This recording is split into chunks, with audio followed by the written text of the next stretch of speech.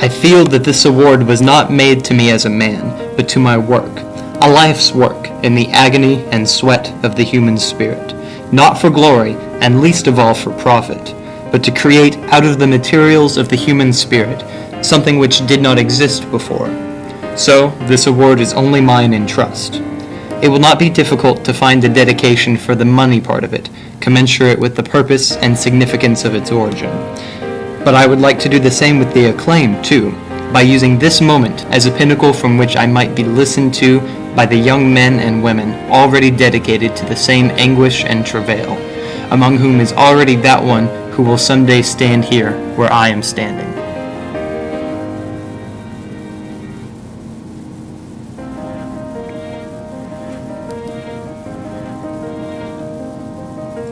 Our tragedy today is a general and universal physical fear so long sustained by now that we can even bear it. There are no longer problems of the spirit. There is only the question, when will I be blown up? Because of this, the young man or woman writing today has forgotten the problems of the human heart in conflict with itself, which alone can make good writing because only that is worth writing about, worth the agony and the sweat.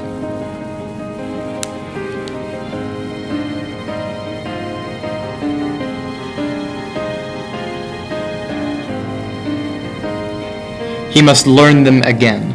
He must teach himself that the basest of all things is to be afraid, and teaching himself that, forget it forever, leaving no room in his workshop for anything but the old verities and truths of the heart, the old universal truths, lacking which any story is ephemeral and doomed.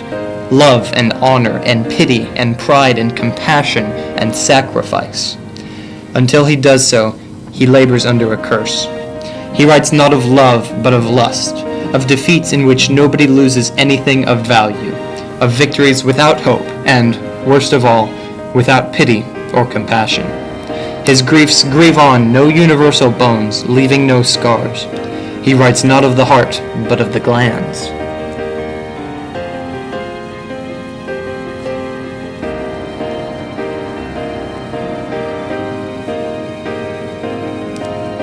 Until he relearns these things, he will write as though he stood among and watched the end of man.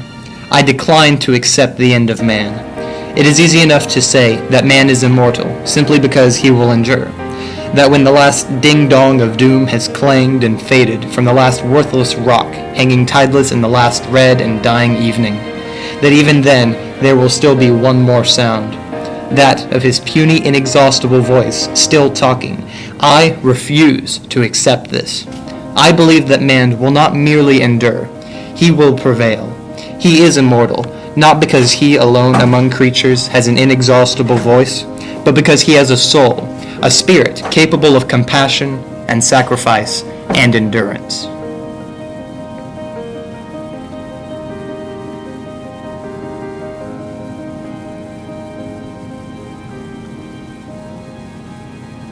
The poet's, the writer's duty is to write about these things.